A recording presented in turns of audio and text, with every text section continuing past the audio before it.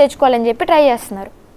ఇప్పుడు పిచ్చిదారి మీద చూస్తున్న జనంలో ఏ ఒక్కరు కూడా అనుకోరు. అదే కదా, మెచ్యూర్డ్గా మాట్లాడుతున్నాం, అదే కదా, చక్కగా మాట్లాడుతున్నాం. సో ఇక్కడ ఆ పేపర్ ఒకటి వాళ్ళ చేతిలో ఉంది, ప్లస్ ట్యాబ్లెట్లు అవి. ఎందుకంటే 6 నెలలు నిద్రలోనే ఉంటారంట ఆ ట్యాబ్లెట్స్ వేసుకుంటే, కళ్ళు కూడా సరిగ్గా కనిపించవంట.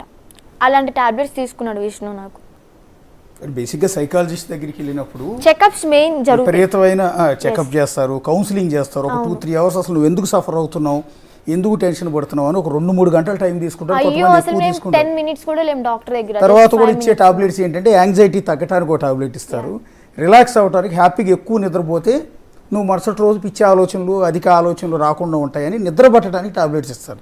ఇవి తప్ప వేరే టాబ్లెట్స్ ఎవరు ఐస్ కూడా కనిపించవు అని చెప్పని అన్నారు, కళ్ళు కూడా కొంచెం మసమసగా కనిపిస్తాయి అని చెప్పని అన్నారు. ఓకే, అలాంటి టాబ్లెట్స్ ఇప్పించారు నాకు, నేను వేసుకోలేదు.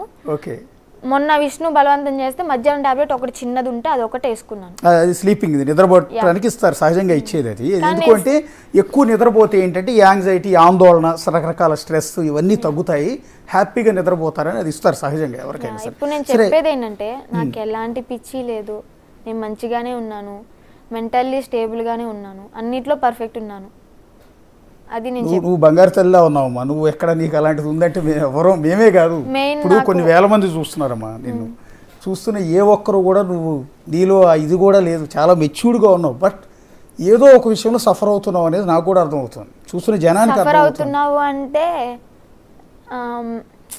అఘోరమ్మతోనే ఉండాలని నేను అనుకున్నప్పుడు, మీరు గుజరాత్ నుంచి తీసుకొచ్చేది అది ఫస్ట్ టైం అనుకుంటున్నారు, కానీ అంతకుముందు నేను వాళ్ళ ఇంట్లో కూడా ఉన్నాను. అఘోరమ్మతో కలిసి బెల్లంపల్లి వాళ్ళ ఫ్యామిలీ దగ్గరకు కూడా వెళ్ళాం. వాళ్ళ ఫ్యామిలీకి కూడా తెలిసి మేము మ్యారేజ్ చేస్తామని. వాళ్ళు మంచిగా ఓకే ఒకరికొకరు తోడుండన్నమ్మ, నీకు తోడుంటుంది కదా అని చెప్పని దీవించారు. అక్కడ ఉంటే అక్కడ సిగ్నల్స్ ఉండవు, నేను ఫోన్ లిఫ్ట్ చేయాలని చెప్పి విష్ణు అక్కడ బెల్లంపల్లి వాళ్ళ ఇంటి దగ్గరికి వచ్చేసి నన్ను లాక్కెళ్ళాడు.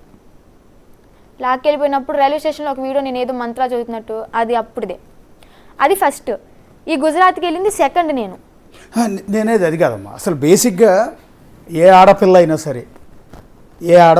సరే చక్కగా బాగా చదువుకోవాలని ఫస్ట్ ఆఫ్ ఆల్ కోరుకుంటారమ్మా. రెండోది బంగారం లాంటి హస్బెండ్ రావాలి, ఆ హస్బెండ్తో లైఫ్ హ్యాపీగా ఉండాలి. 2 బంగారం లాంటి పిల్లలు పుట్టాలి. లైఫ్ ఏంటంటే భర్త, పిల్లోడు, ఇట్లా లైఫ్ హ్యాపీగా ఎలాంటి ఫైనాన్షియల్ ప్రాబ్లమ్స్ లేకుండా సాగిపోవాలి. అప్పుడప్పుడు సరదాగా టూర్లు వెళ్ళాలి.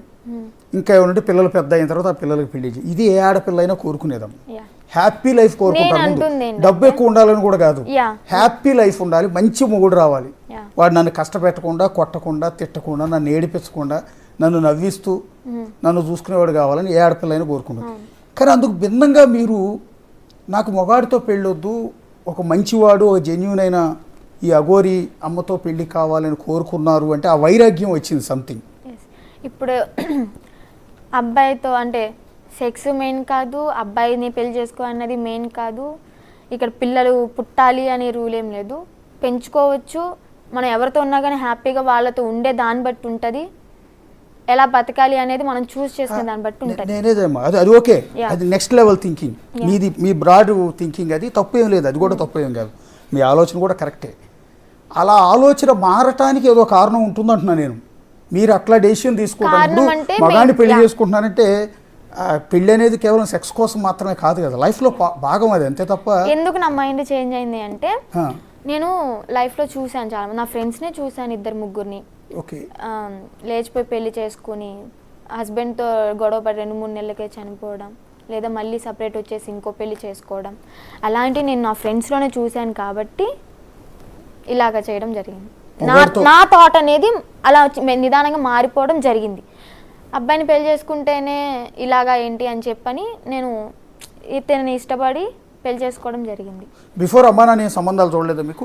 బిఫోర్ అంటే 2 years బ్యాక్ నాకు ఇంకో గురువు ఉన్నారు తణుకులో. నేను అంతకుముందే అఘోర దీక్షలో ఉన్నాను. తణుకులో రాజేష్ నాథ్ గురూజీ అని చెప్పి ఉన్నారు. ఆయన దగ్గర గురుమంతుని నుంచి వదిలేశారు, అంతగా కేర్ తీసుకోవడం పట్టించుకోవడం అవేం లేవు. తర్వాత సనాతన ధర్మం గురించి ఈమె వీడియోస్ చూసి అవి చూసి కొంచెం ఇన్స్పైర్ అయ్యి ఓకే ఈమె దగ్గరికి సాధనకి వెళ్తే బాగుంటుంది కదా అన్నట్టు ఫస్ట్ అనుకున్నాం.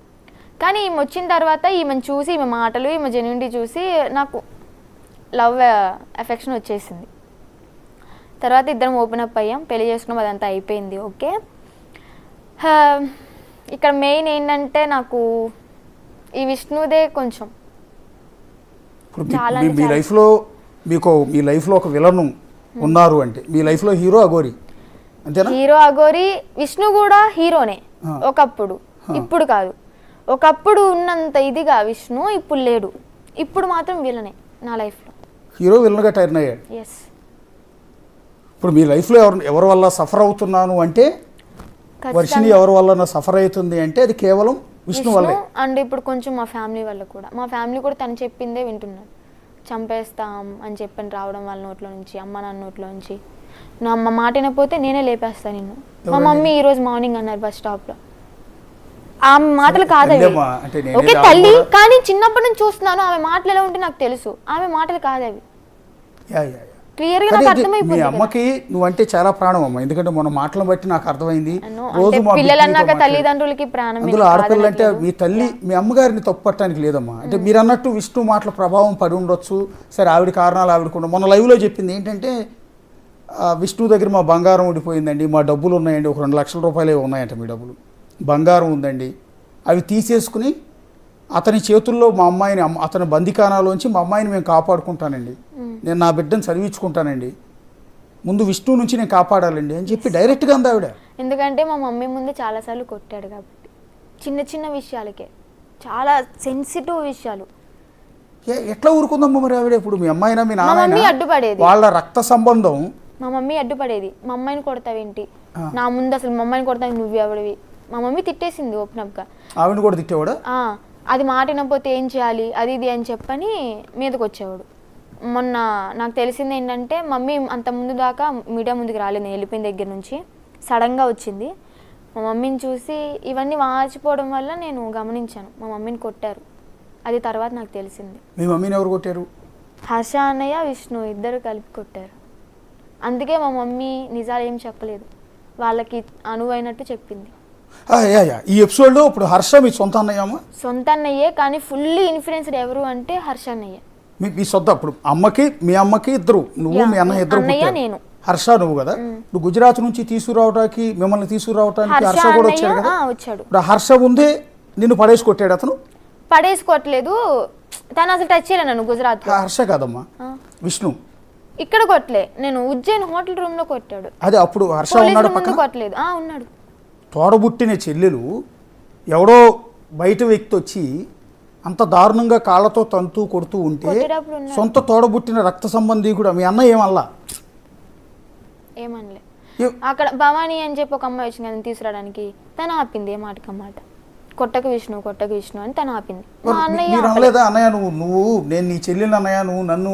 నేను ఆర్టీవీలో లైవ్ లో ఉన్నప్పుడే అన్నాను, నువ్వు నా మీద ఇంత నెగిటివ్ గా చెప్పి ఇంత చండాలంగా మాట్లాడావు, నువ్వు సొంత అన్నయ్య అని చెప్పుకోవడానికి నాకే సిగ్గుచేటుగా ఉంది అని చెప్పని లైవ్ లో అనేసా.